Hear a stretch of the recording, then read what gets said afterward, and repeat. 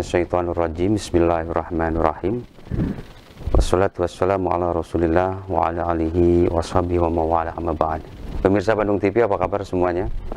Mudah-mudahan hari ini hari Rabu 24 April 2024 pada sehat semua, tidak kekurangan suka apapun, pada fit, pada ya termasuk sehat pikir, sehat batin, sehat, ada juga yang harus sehat dompet juga gitu ya. Baik pemirsa di rumah, luar biasa ini Embun Pagi Islam Memberi Solusi hadir kembali di tengah-tengah kita di pagi yang indah ini.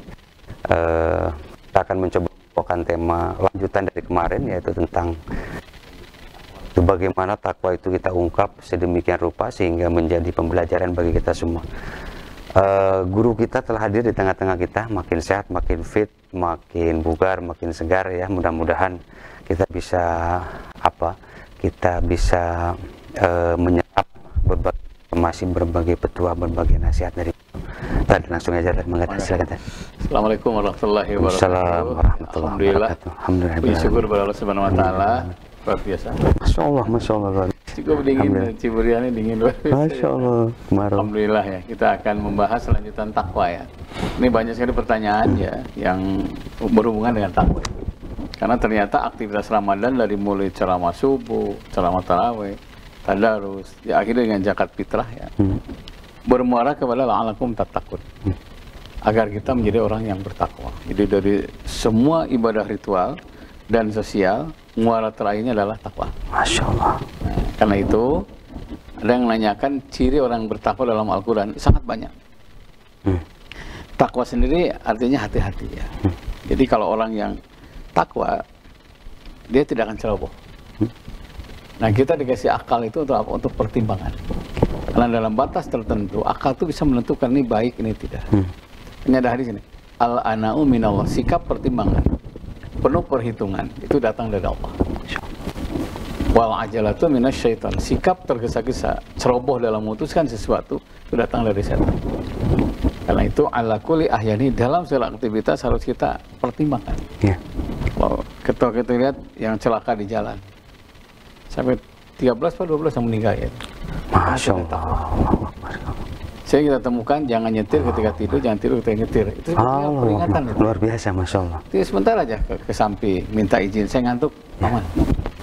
Periksa mobil, periksa mesin, periksa segalanya lah yang berhubungan dengan perjalanan kita.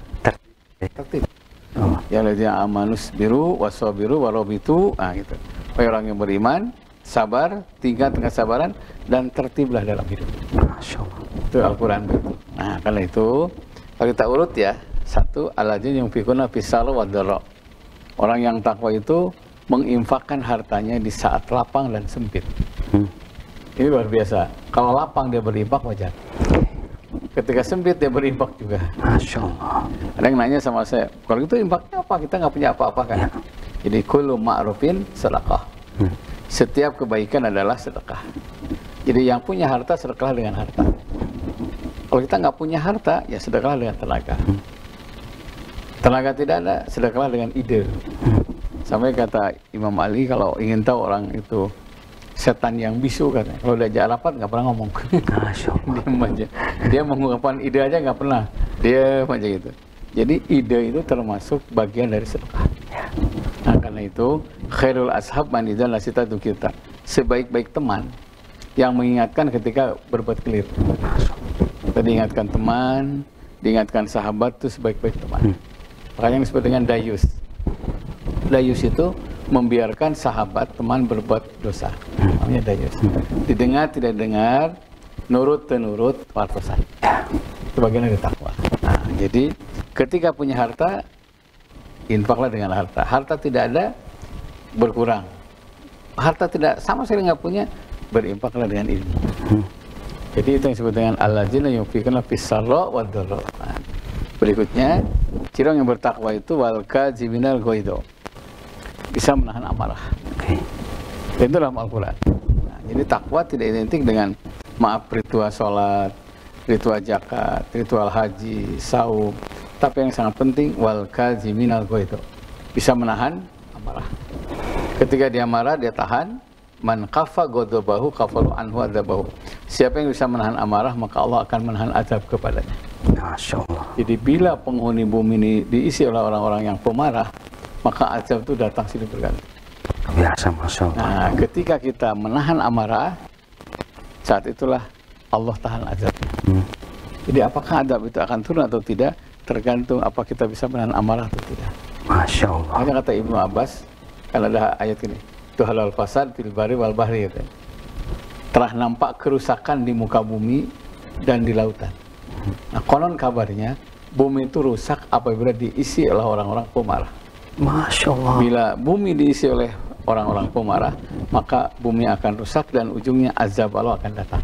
Masya Allah. Makanya begitu penting menahan amarah, sampai Nabi mengatakan ini, saya sudah laksanakan rukun Islam, syahadat, sholat, zakat, saum, haji. Sempurnakah Islam saya? Belum. Selama engkau tidak bisa menahan amarah. Sempurnakan Islam kalian, bukan dengan haji ternyata. Karena saya haji juga diamboknya gitu. Masya Allah. Allah. Bukan dengan saum, bukan dengan sholat, dengan menahan amarah. La taghdab, la taghdab, la taghdab. Jangan marah, jangan marah, jangan marah. Innal ghadaba minasyaiton. Sesungguhnya amarah itu sebagian besar dari setan. Jadi kalau kita sedang marah tuh, kata setan, akan saya gemetarkan badannya. Orang ngedik-dik itu marah. Akan saya merahkan matanya. Akan saya pasihkan lidahnya bicara kotor. Akan saya ringankan tangannya ngambil apa saja. Akan saya ringankan kakinya untuk nendang. Bahkan na'udzubillah, subhanallah, puncak amarah itu adalah membunuh. Ya Allah. Nah, makanya jangan coba-coba mengikuti amarah. Jihad itu inama jihad, sesungguhnya jihad itu manjala nafsu fi taatillah, melawan hawa nafsu demi taat kepada Allah. Coba dengan uang 300.000 dia bunuh temannya, sudah dibunuh, dicor lagi. Ini sudah apa ya, puncaknya amarah. Yang lebih tega lagi adalah suami yang bunuh istrinya, dicor lagi sama, kalau nggak salah di Sulawesi ya, 7 tahun kalau ungkap. Luar biasa, Masya Allah. Ini selama 7 tahun anaknya menjaga rahasia ini. Tapi lama-lama dia dihantui perasaan kasihan sama almarhumah ibunya kan. Lapor sama polisi, dia cerita saya pun akan dibunuh. Dan ini sudah puncak amarah. Makanya hati-hati. Kalau sudah amarah, segera istighfar. Sampai ada gini. Kalau orang sedang marah berdiri, Pak, suruh dia duduk. Karena resiko marah ketika berdiri itu lebih besar. Masih marah juga, sampai suruh dia tidur. Jangan ada benda di situ yang menyebabkan orang itu berbuat nista. Dan ini resiko sangat besar. Nah, makanya Nabi mengatakan setan itu bukan zat, tapi jabatan. Minal jinnati wan nas. Dijabat oleh jin dan manusia. Manusia yang mana yang jadi setan itu? Nauzubillah, manusia yang tidak bisa menahan amarah. Nah, karena itu ciri orang yang bertakwa adalah wal kaziminal ghaido, bisa menahan amarah. Terus gimana kalau kita sedang marah? Ya bisa diam. Asamtul islah, diam itu damai. Asamtul zahab, diam itu emas. Asamtul zainul alim, diam itu hiasan orang yang berilmu. Kalau kita bicara nemal, kata orang ya, tambah besar amarah, lebih baik diam. Nah, karena itu orang-orang yang pemarah katanya satu kali cemberut aja 33 otot yang dipakai. Luar biasa. Kalau dia senyum ramah, 33 ya Allah. Ramah senyum hanya 11 otot. Makanya orang yang pemarah itu cepat kelihatan tua. Kalau kelelahan otot. Gitu ya. Masya Allah. Dan ya tadi ya apa, kan amarah itu selalu mendatangkan itu, meskipun benar tadi, apalagi memang ya terlepas ya itu deh kan kadang-kadang ya wajar dong saya marah karena saya benar gitu. Ada yang seperti itu tadi. Apalagi coba tadi gimana kalau misalkan ada yang menganggap bahwa saya marah karena saya benar gitu tadi. Itu gimana kita coba? Jadi fabima rahmatin minallah lintalahum. Disebabkan dengan rahmat Allah dalam engkau lemah lembut. Walaupun gue sudah marah. Masya Allah. Jadi luar biasa. Rasul itu Masya Allah ya. Beliau itu ada 200 nama ya. Salah satu As-Sattar.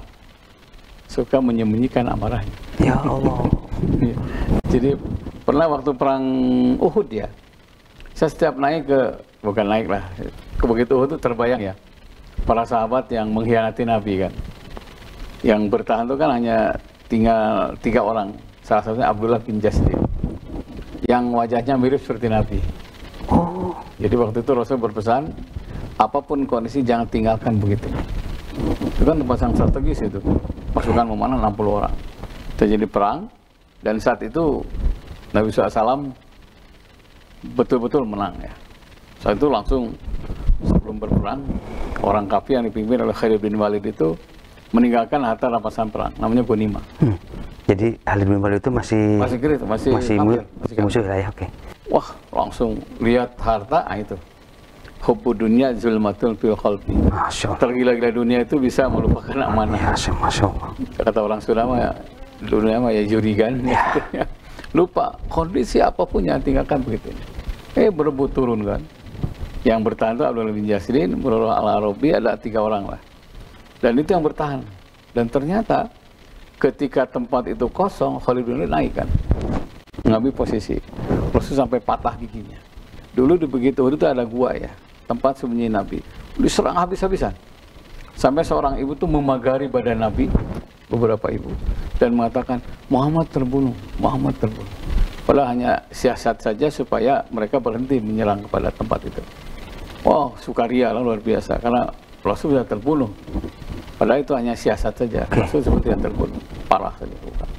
Beberapa hari Nabi itu nggak negur kepada orang yang berebut harta itu ya. Padahal kalau mau itu ke Sumatera, kehel gitu tadi ya. Kalau mau kehel. Minimal lah dicewer. Ya. Hanya Rasul diam aja, nggak tahu siapa.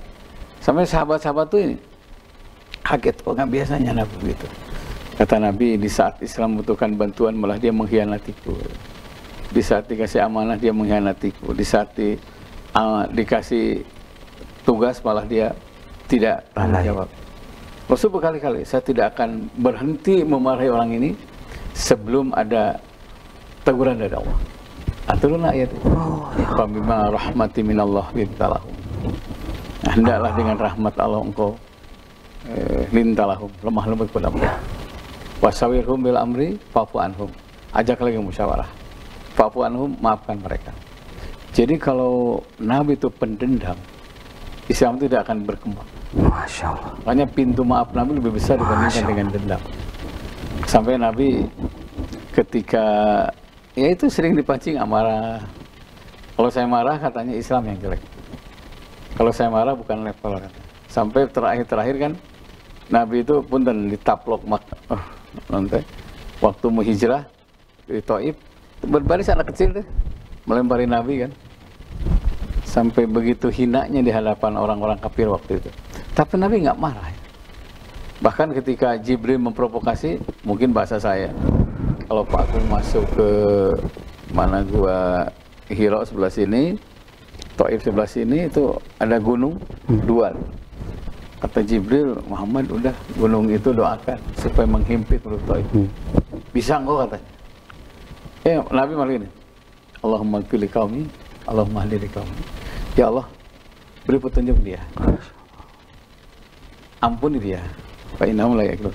Dia tidak tahu bahwa saya seorang rasul.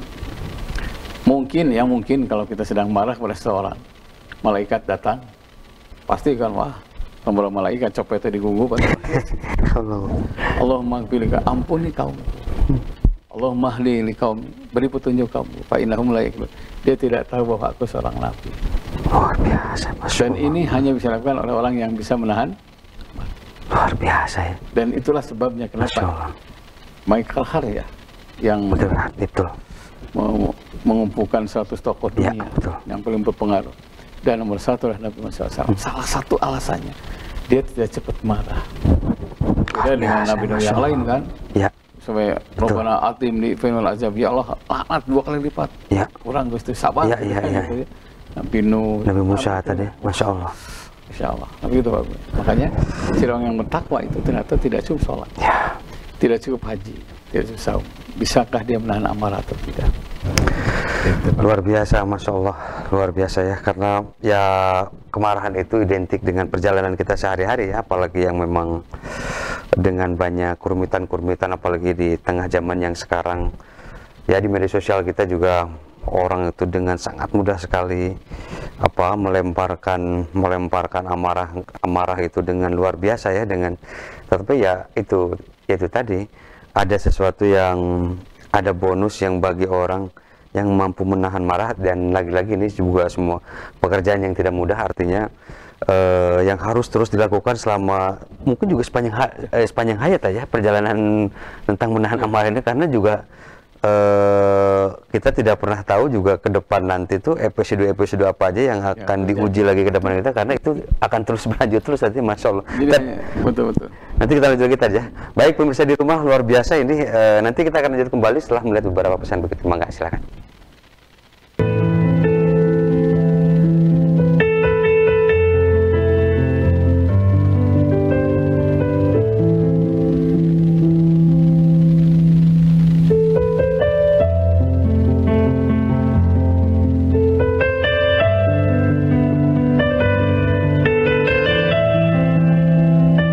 Baik pemirsa di rumah, luar biasa ini. Masih di line telepon yang sama di 0827214 atau di line WA-nya Pak Ustadz 08122116740. Artinya pemirsa di rumah nanti bisa konsultasi dengan beliau, tentu dengan kondisi beliau sedang ada di rumah dan sedang sehat walafiat ya. Baik, kita lanjut kembali. Ini kan pelajaran marah ini pelajaran yang bahkan dari kecil sampai kita akil balik, sampai kita kakek nenek yang lain-lain. Artinya kejadian-kejadian ini kan ada aja, meskipun kita sudah berlatih menahan, itu kadang-kadang ada aja yang membuat ada sesuatu yang agak miss gitu tadi, yang tidak sesuai dengan apa yang menurut perkiraan kita tadi. Ini gimana tadi ya untuk, ya kan kadang-kadang juga membalikan lagi keadaan sehingga kita menjadi tenang, menjadi adem yang lain-lain. Coba tadi. Memang apa Pak Buya? Ada yang disebut dengan at-tadrid fil ghadab ya. Evolusi menahan amarah. Kita mulai dari rumah dulu. Ya, karena ada ku anfusakum wa ahlikum nar. Kita mulai dengan istri. Kita jangan malu bilang kalau bapak lagi marah tolong ingetin. Itu sebaliknya. Karena khairul zawj man idza nasita dzukirta. Sebaik-baik pasangan yang mengingatkan ketika pasangannya berbuat keliru.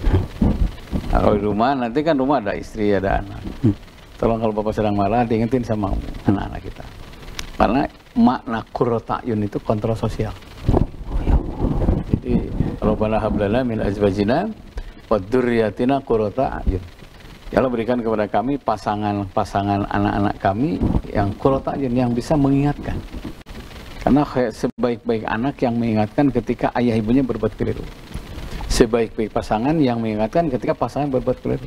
Nah, termasuk masalah gotob, marah. Nah, kalau di rumah sudah mulai berhasil, ada kawan saya semester pertama hasil katanya gitu ya. Saya cek isinya, kumaha sih Akang? Wah, tegede ambek ting cenah gitu. Karena ternyata tidak ada masalah yang tidak beres. Tidak ada yang masalah yang beres. Tidak ada masalah yang beres dengan marah. Pasti ujungnya itu nama masalah. Iya. Benar-benar. Malah jadi diulang-ulang lagi kadang-kadang tadi ya. Bahkan jadi kadang-kadang episode yang lalu malah jadi balik lagi ya, Insya Allah. Sampai Sayyidina Ali itu kan pernah kan dalam hadis itu diceritakan menghukum seorang. Tiba-tiba terdakwa meludahi wajahnya Sayyidina Ali kan. Atau yang hadir, wah pastilah ditambah hukumannya, hukuman melanggar dan ludah itu. Masya Allah. Tapi dugaan tangguhkan, minggu depan dia dihukum. Dia meludahi engkau wahai Khalifah. Ya, dia meludah saya marah. Kalau saya hukum sekarang, saya khawatir memutuskan dia dasarnya marah. Setiap memutuskan sesuatu dalam keadaan marah, itu keputusan setan. Ini saya sempat merenung ya. Berarti betul kalau ada musyawarah nih. Ada yang kemarin ada musyawarah waris ya. Waduh. 5 orang. Ini yang 2 nih marah. Saya bilang, Kang, saya nggak mau masuk ke wilayah kompleks. Damai dulu. Damai, kadang-kadang kepala dingin. Karena nggak mungkin jalan kalau musyawarah dengan yang marah. Dan akal juga bisa agak jongkok tadi ya. Akal nggak jalan. Nggak jalan, Masya Allah. Salah satu penyebab kenapa orang itu keputusan ngambang karena amarah. Sampai ada yang mengatakan kalau orang sudah amarah itu benar-benar setan.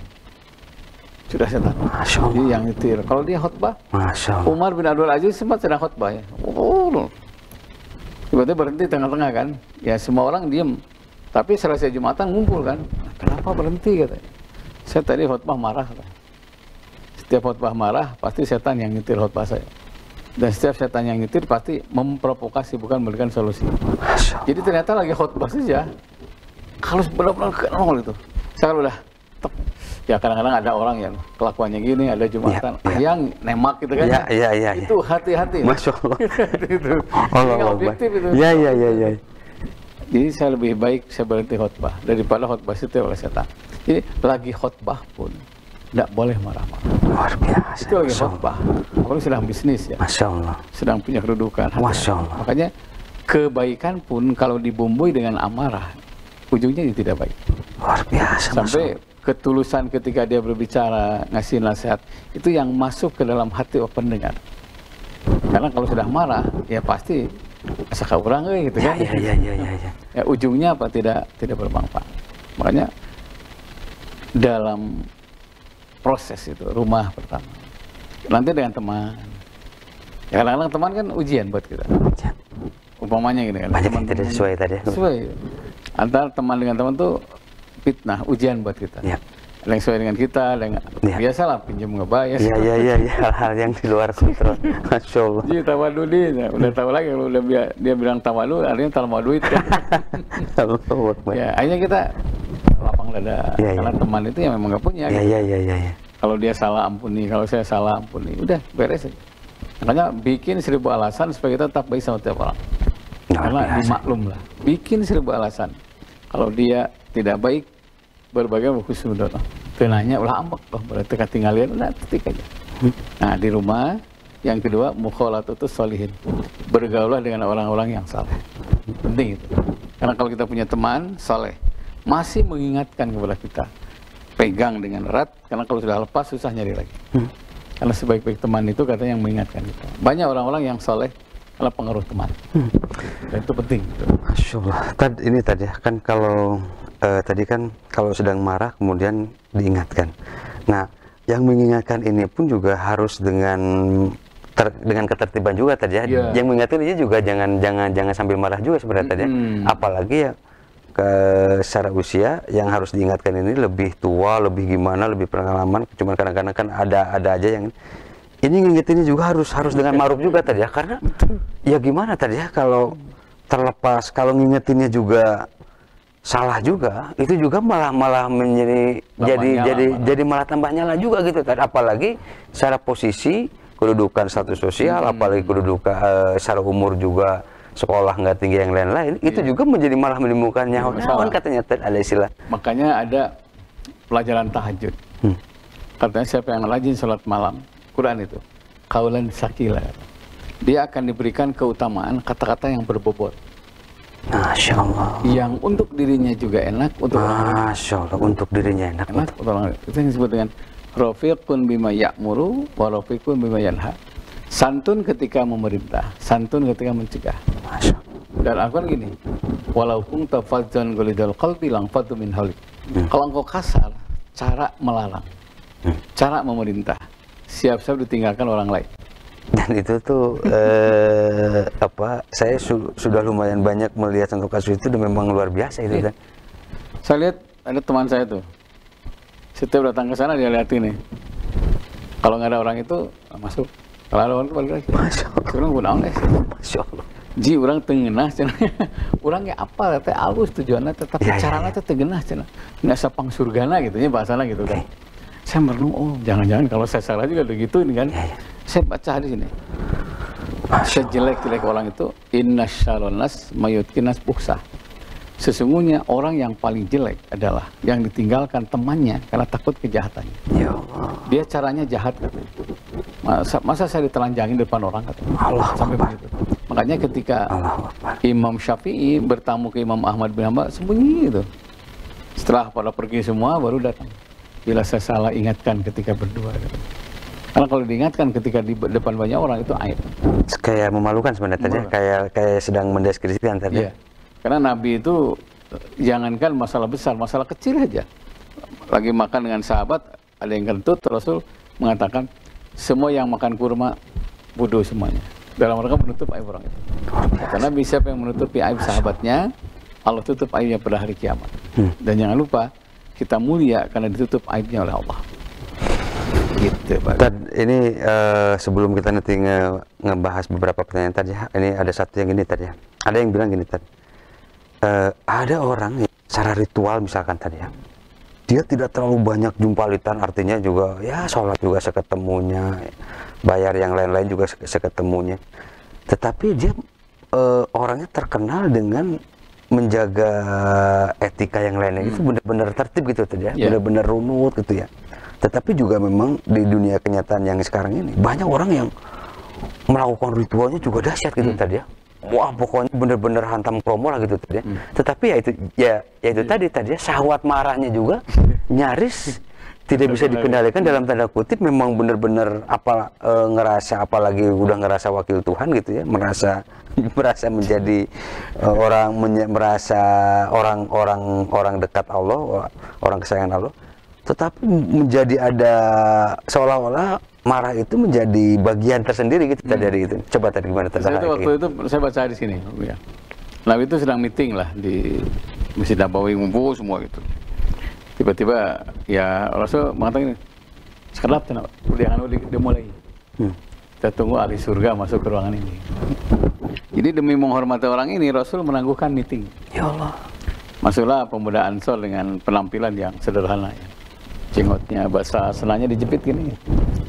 Setelah itu sampai yang hadir itu belum yakin namanya di surga kia lah gitu. Ya minimal dari tampilan itu tidak tidak meyakinkan, Masya Allah. Tapi ternyata betul orang ini yang dimaksud dari surga. Sampai Abdullah bin Umar itu kan ada masalah dengan istrinya, mau tidur di situ. Oh silahkan lah. Ya sekelas Abdullah bin Umar kan tahajud nggak putus ya. Beliau tahajud malam hari, pemuda Ansor tuh nggak tahajud. Pas subuh baru bangun, sholat subuh, baca Quran. Abdullah bin Umar kaget lagi, kok baca Qurannya nggak pasti-pasti banget sih gitu ya. Oh, Abdullah bin Umar juga sholat duha, dia nggak sholat duha. Sebenarnya macam orang tetap pas ya, yang pemajikan deh gitu ya, kata orang tua. Tapi saya kesini ingin tahu apa amalmu itu, karena namamu disebut 3 kali ahli surga oleh Nabi. Kata pemuda Ansor tuh diem aja. Saya tuh sebetulnya belum pasti baca Quran. Saya belum mampu tahajud seperti yang kau lakukan. Saya nggak mampu juga sholat duha katanya. Tapi saya berusaha dalam hidup ini tidak menyakiti siapapun. Luar biasa. Jadi ternyata tidak menyakiti orang itu lebih dari pasti baca Quran, lebih dari tahajud, lebih dari duha. Ini disinyalir. Ayo jangan rutin duha tapi ngambekna. Allahu Akbar ya Allah, Masya Allah. Jadi jangan terjebak dengan ritual ya. Masya Allah. Sementara sosial dilupakan. Masya Allah. Karena ternyata hablum minanas itu lebih banyak ya.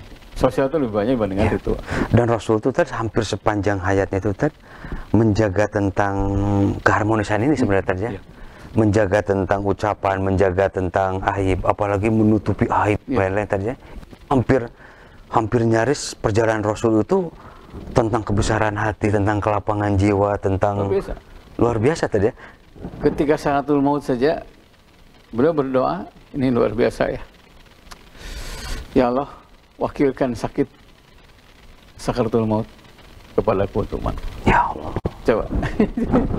Di saat sakaratul maut, beliau wakilkan sakit umatku ketika sakaratul maut kepadaku. Jadi sakitnya kita nggak seberapa karena sudah diwafatkan. Jadi saat mau wafat saja beliau masih ingat umatnya. Dan ini ibadah sosial yang luar biasa. Jadi bukan haji nah, umroh nah sanes. Jangan sakit orang.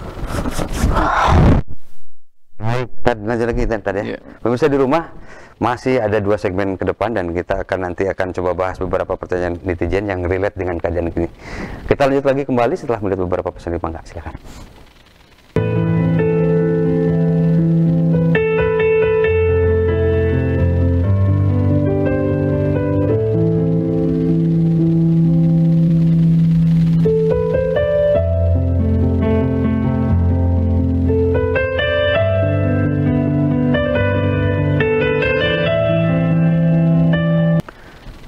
Baik pemirsa di rumah, luar biasa ini Rabu 24 April 2024 kita akan coba beberapa pertanyaan dari netizen kita ya, kita akan coba bahas karena ini luar biasa, banyak yang menarik juga nih.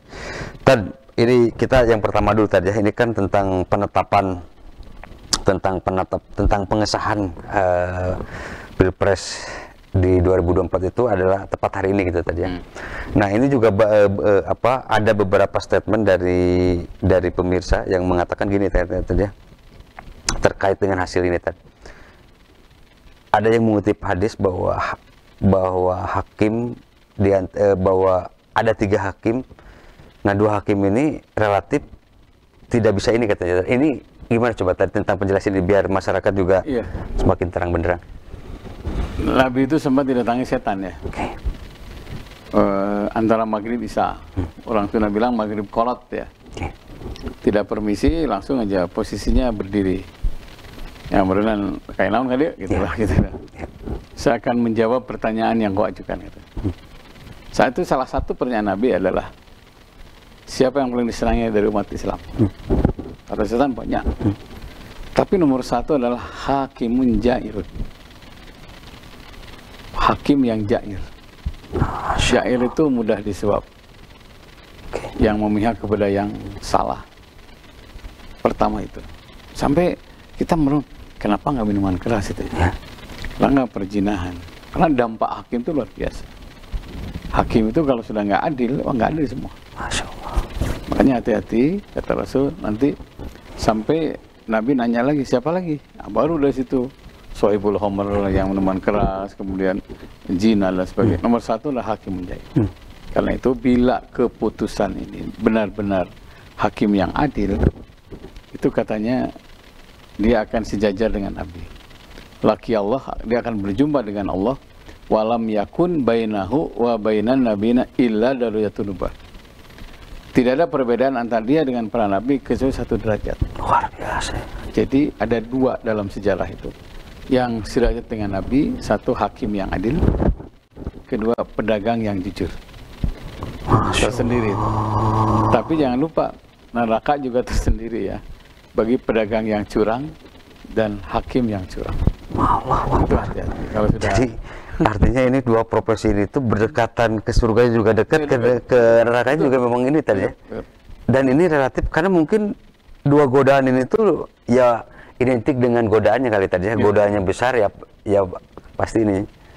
Dan itu ternyata saya kemarin ngobrol akang tegar tobat cenah ji lah ji cenah tobat enak teh. Saya tahu dia hakimnya, dia hakim. Keur dinas masa lalu abdi temen kadia ngalengkah hitam, kadia hideung kahareup hideung tukang hideung jadi asa hideung kabeh hirup teh cenah. Tapi saya bilang Pak, afulu akbaru min dzambika. Maaf Allah itu lebih besar daripada dosa kita. Yang penting di punya hidup kita, kalau kita merasa udah gelap nih, udah jangan menyesali. Bila yang salah perbaiki. Terus melangkah berbuat baik. Karena dilul mukmin yaumul qiyamah shadaqatuh. Setiap mukmin akan dinaungi pada hari kiamat dengan kebaikan. Masya Allah. Jadi azab tidak akan terjadi karena terhalang dengan kebaikan kita. Sampai dalam hadis waktu itu ada anitorik minimal menyingkirkan diri di jalan. Alhamdulillah sekarang Bapak masih bisa berjamaah sholat, bersedekah, bisa berbuat baik pada sesama, dan memang dermawan orang. Dan itu insya Allah kesalahan masa lalu itu bisa ditutup dengan kebaikan. Innal hasanat yuzhibas sayyiat. Setiap kebaikan itu akan menghapuskan segala kejelekan. Luar biasa, Masya Allah, Allahu Akbar ya. Mudah-mudahan kita semua tergolong orang-orang yang terus bertobat ya pemirsa di rumah ya. Lanjut lagi tadi. Ini ini tadi di 975 katanya tadi. Ini tuntunan Al-Quran ini tentang takwa sebenarnya apa saja katanya. Ini mohon diulang lagi tadi karena ada beberapa ya saking banyaknya kriteria takwa itu seperti apa katanya tadi ingin lagi diulang lagi katanya. Kalau tuntunan Al-Quran 1, takwa itu orang yang paling mulia. Inna akramakum indallahi atqakum. Sesungguhnya yang paling mulia di hadapan orang yang bertakwa. Jadi hindari yang fanatisme suku, fanatisme mazhab, partai ormas tertentu, karena yang paling mulia adalah orang yang bertakwa. Makanya dimanapun, ormas apapun, yang penting jadi jembatan takwa. Nah, yang kedua, ternyata takwa itu bukan hanya semata-mata kemuliaan, tapi sebaik-baik bekal. Wa tazawwadu fa inna khairu zadi taqwa. Berbekalah kalian dalam segala aktivitas di pasar, petani, pedagang, pegawai negeri, swasta, rumah Aparat, tangga, aparat, semuanya adalah sebaik-baik pada takwa. Ya. Kalau semua orang itu takwa, hati-hati aja. Ya. Tidak ada orang yang celaka gara-gara istrinya. Masya Allah. Tidak ada orang yang celaka gara-gara anaknya. Masya Allah. Tidak ada orang yang celaka gara-gara lidahnya. Tidak ada orang yang sial karena ucapannya. Karena selalu ujung rambut sama kaki dia hati-hati. Nah, karena itu bekal keselamatan adalah takwa. Oke. Wakoyaki wikoya. Yang ketiga, ternyata takwa juga jadi apa ya? Menghadirkan Allah. Ada dua amal soleh dalam Quran. Kalau kita laksanakan dua amal soleh ini, Allah bersama kita. Satu, sabar. Innallaha ma'as sabirin. Allah itu bersama orang-orang yang sabar. Yang kedua, takwa. Wa'lamu annallaha ma'al muttaqin. Ketahuilah sungguhnya Allah bersama orang-orang yang bertakwa. Dua takwa, 23. Jadi selama kemarin kita ketemu seorang ibu ya, yang kebetulan anaknya nggak pulang. Biasanya pulang, kata anak saya sekarang nggak bisa, sedang berlayar, dan 6 bulan nggak pulang. Di mana posisinya di Hongaria lah mana gitu. Masya Allah. Ustaz, apa ya bekal yang harus sampaikan ke anak saya? Saya bilang takwa. Luar biasa. Takwa saja. Selama anak kita takwa, insya Allah sayang Allah sama anak ibu lebih besar dibandingkan sayang ibu sama anak ibu. Masya Allah. Karena ayatnya itu, wa'lamu annallaha ma'al muttaqin. Ketahuilah sungguhnya Allah bersama orang-orang yang bertakwa. Di jalan takwa, di kantor takwa, di masjid takwa. Apa itu takwa? Wakoyaki hati-hati. Luar biasa, Masya Allah. Modal dan bekal itu tadi. Itu luar. Allahu Akbar ya, pemirsa di rumah ya, mudah-mudahan kita semua tergolong menjadi orang-orang yang terus meningkatkan ketakwaan kita. Lanjut lagi tadi ya, Masya Allah, luar biasa. Ini tadi, nah ini di 153 katanya tadi nih, halal bihalal nih, apa perlu dipertahankan katanya tadi. Karena ada orang yang tidak mau hadir kalau acaranya masih halal bihalal katanya. Mungkin bagi dia secara tekstual halal bihalal itu karena mungkin tidak apa ya, tidak dalilnya mungkin tidak jelas katanya, mungkin tadi gimana kan ya. Jadi kalau ya sejarah ya, ini sekilas ya, saya juga begitu tahu ya. Bung Karno mengumpulkan tokoh-tokoh nasional. Saat itu ada Kiai Wasbula, Kiai Hajar Dewantara, Setiabudi Dostekel, kemudian ada Kiai Hasyim Asy'ari. Tujuannya cuma satu, ingin rekonsiliasi, silaturahmi. Ya. Rembug lah tadi. Rembug ya. Setelah kolaborasinya jalan. Ya. Bikin satu acara bukan Indonesia tapi bukan Arab. Ya Kiai Wasbula yang mengusulkan namanya halal bihalal. Asal kata dari halal yahilu hilan, menguraikan benang kusut. Jadi kalau kita sembah kusut dengan siapapun, halal bihalal itu solusi utama untuk menguraikan benang. Masya Allah, Masya Allah. Kalau kita lihat maknanya aja, apa salah yang menguraikan benang kusutnya? Apa salah kita salaman gitu ya? Apa salah kita saling memaafkan? Masya Allah. Kita jangan terjebak dengan nama yang benar isinya. Luar biasa. Bungkusnya label. Halal yahilu hilan artinya mencairkan yang beku. Tidak tegur sapa, tepat taros, pabaut-baut. Dengan halal bihalal jadi mencair kembali. Luar biasa. Kalau sudah mencairkan enak itu. Enak gitu. Yang terakhir, halal yahilu hilan itu menyambungkan yang putus. Nah, istilah agama silaturahim. Istilah bahasa Indonesia silaturahmi. Jadi halal bihalal itu kearifan lokal kita. Nama lain dari silaturahim. Luar biasa. Nah, saya sarankan begini kalau maunya. Kalau saudara kita nggak mau dengan halal bihalal, ganti namanya silaturahim. Nah, itu aja. Iya. Apa itu sebuah nama karena Allahu Akbar ya Allah. Ingat ya pemirsa di rumah, ya itu tadi ya. Isi itu jauh lebih ya, ada tekstual, ada kontekstual tadi ya, makanya ya mudah-mudahan pemirsa di rumah juga bisa memahami dan memang bisa mendewasakan kita. Lanjut lagi tadi, ini juga tadi ya juga terkait ini Pak Ustadz, ini di 322 tadi ya, kembaran saya tuh tidak tegur sapa hampir selama 26 tahun katanya tadi. Ini luar biasa, Masya Allah, Allahu Akbar ya Allah. Tugas kami ini gimana katanya tadi, mau mendamaikan atau tidak, karena ini kan kalau kembaran itu identik dengan saudara jelas tadi ya, apalagi dengan satu darah yang lain-lain. Tapi sampai sedemikian rupa, sampai 26 tahun itu kan Masya Allah ya, Allahu Akbar, saya tidak terbayang lagi ya, apa ruwetnya gitu tadi ya, kusutnya gitu. Coba tadi gimana tadi? Jadi gini, ada yang penting ya dalam ibadah sosial itu, mengecilkan ego. Allahu Akbar ya. Karena kata Nabi, fa innash syaitona ma'al wahid. Setan itu bersama orang-orang yang egois. Luar biasa.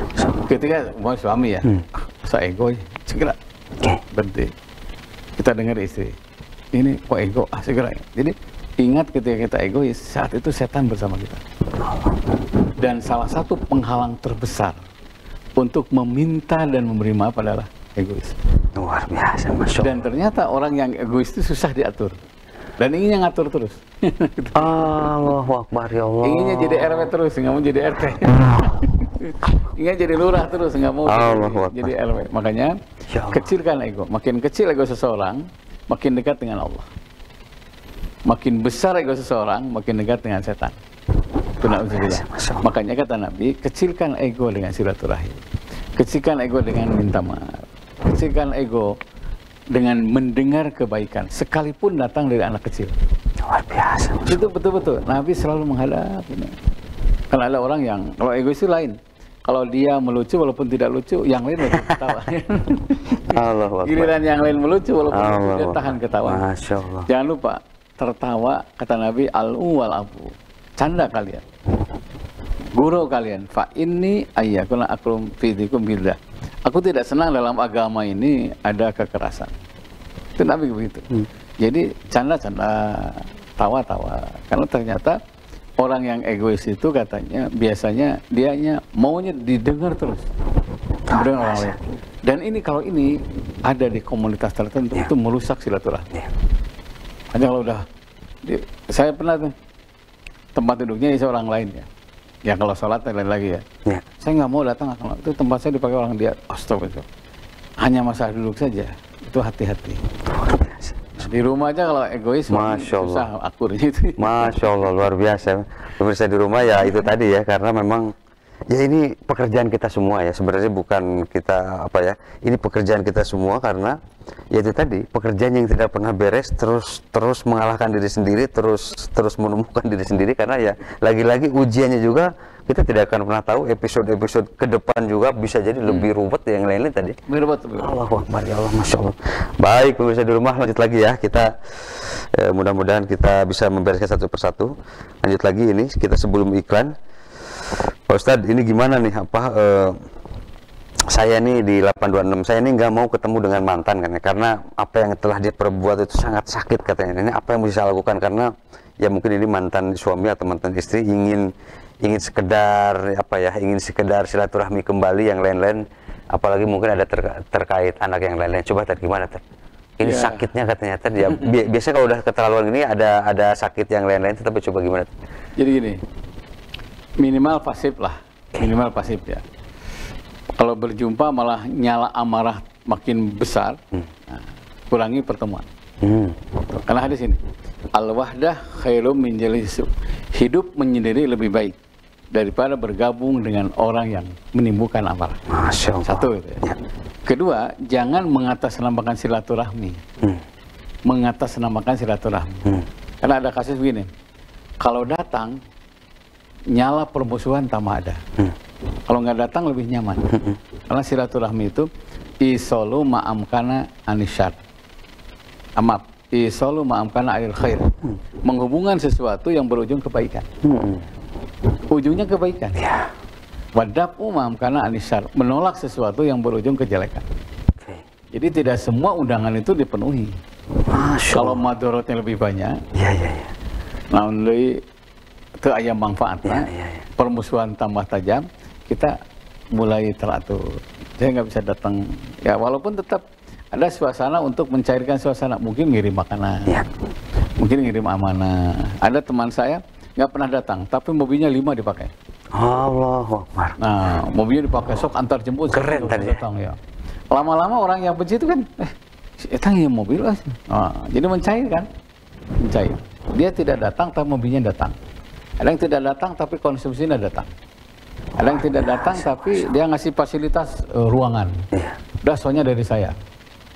Jadi dia tidak datang tapi ada penambal. Ada penyempurna dia datang. Di apa tuh cenah? Nggak disumbang cenahnya. Kaopat kalinya baru mencair suasana rangkulan. Jadi iya dia orang tidak datang, son tidak datang. Allahu Akbar. Saya sampurna. Masya Allah, Masya Allah, Masya Allah. Nah, Masya Allah. tidak identik kita datang secara pribadi. Kalau nggak bisa datang malah tambah nyala, tambah sakit, udah dengan bentuk lain. Bisa konsumsi, bisa mobilnya, bisa mungkin fasilitas yang lain. Karena tetap ujung-ujungnya adalah kedamaian. Adinul muamalah. Agama itu hubungan yang harmonis. Keren. Jadi beragama itu harus menimbulkan keharmonisan. Gimana caranya? Gimana caranya kita punya akal. Ya. Nah, orang terkenal jeung saya tahu, iyalah sih duitnya ya, Apalagi kalau memang kalau ibu saya itu sempat bilang gini, nu pedit mah kudu dibageran. Ini luar biasa ya, karena kadang-kadang memang secara logika secara ini tidak logis, tapi ya luar biasa ya. Tadi kita lanjut lagi tadi ya. Pemirsa di rumah masih ada beberapa waktu ya, satu segmen ke depan kurang lebih 10 menit, kita akan lanjut kembali setelah melihat beberapa pesan begitu. Mangga, silakan.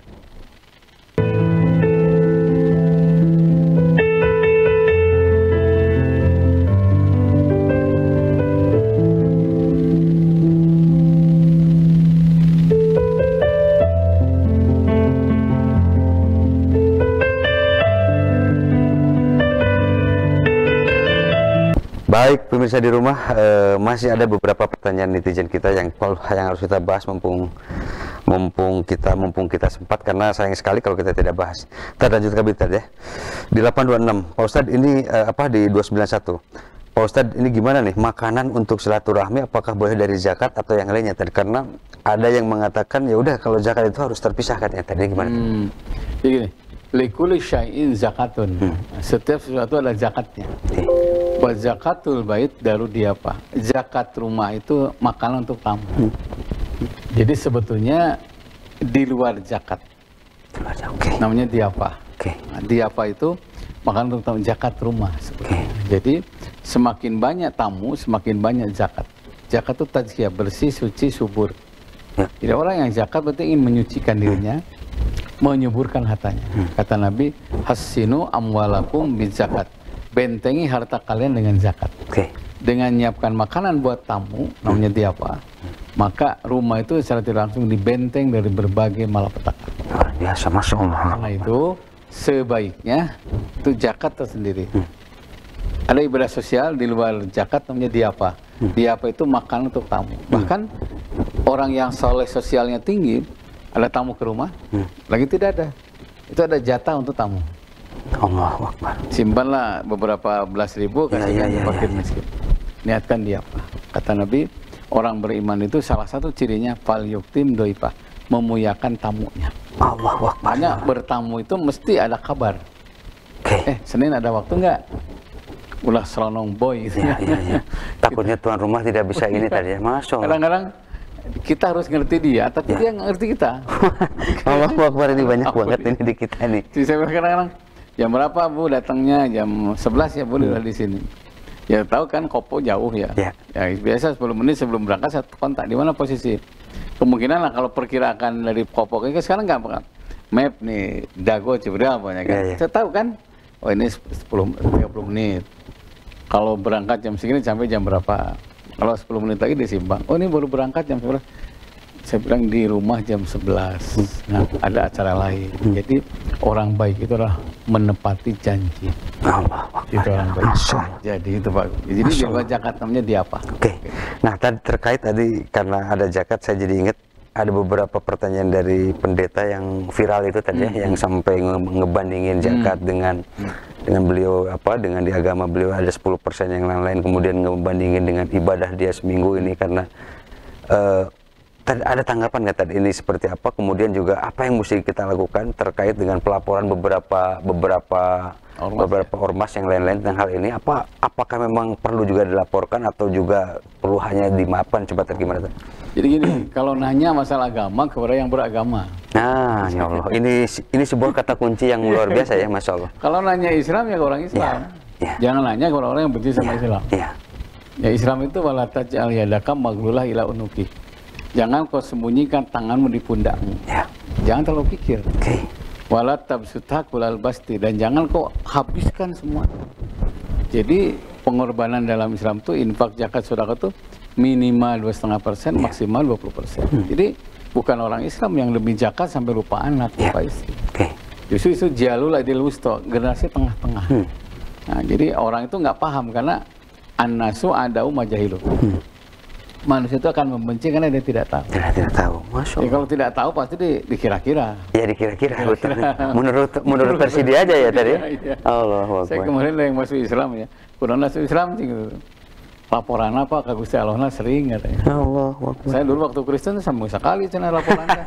Jadi tanya catat ke Gusti Allah. Allah Akbar ya Allah. Islam sering laporan diperhatikan. Sekilas benar ya, benar. Ya. Tapi kita harus tahu ini apa dasarnya Ya, kan. betul.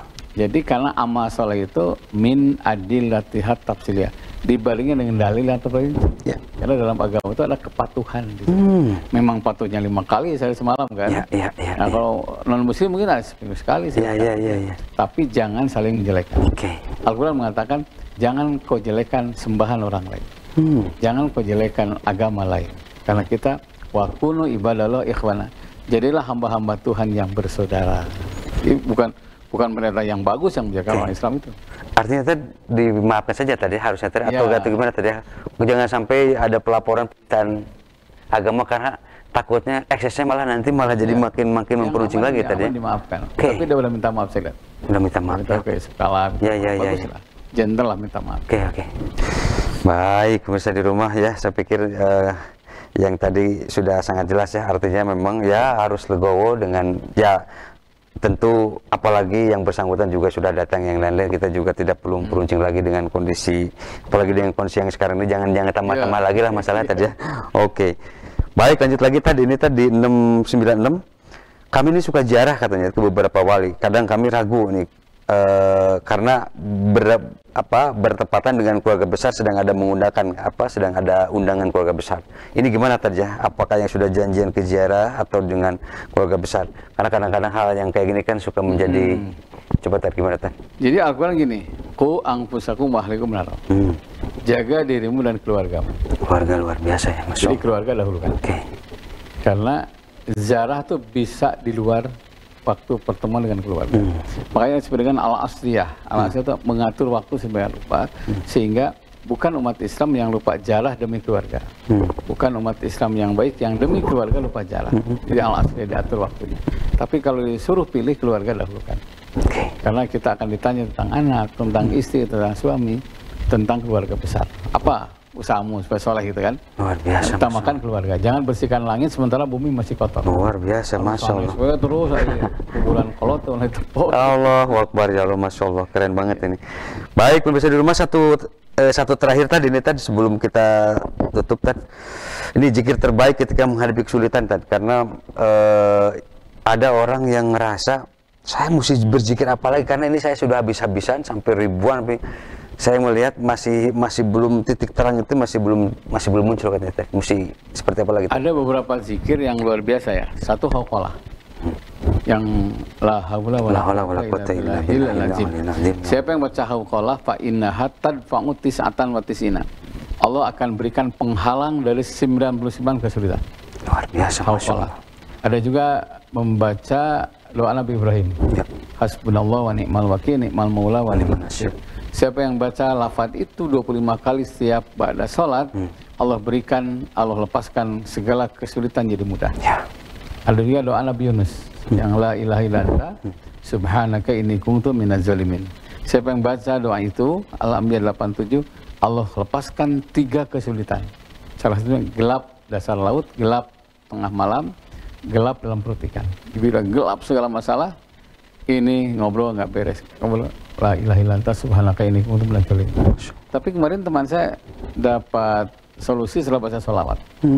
Karena sholawat juga ternyata bisa jadi solusi. Karena ketika kita baca sallallahu ala Muhammad, Allah turunkan 70 pintu rahmat. Jadi bagus sholawat, hauqalah, doa Nabi Yunus dan doa Nabi Ibrahim. Itu gabungkan semuanya. Insya Allah dengan cara itu ada solusi terbaik. Masya Allah, luar biasa, nuhun pisan. Baik, tadi sayang sekali memang pemirsa di rumah waktunya memang sudah habis dan mudah-mudahan Rabu depan kita kalau dikasih umur, dikasih kesehatan, kita bisa ketemu kembali dengan tema yang lainnya. Tadi kasih konklusi sama doa tadi mengatakan. Pemirsa, semoga kita bisa menahan amarah di mana saja berada. Amin. Karena ciri orang yang bertakwa adalah wal kadhiminal ghaidz. Percayalah, tidak ada masalah yang beres kalau dengan marah.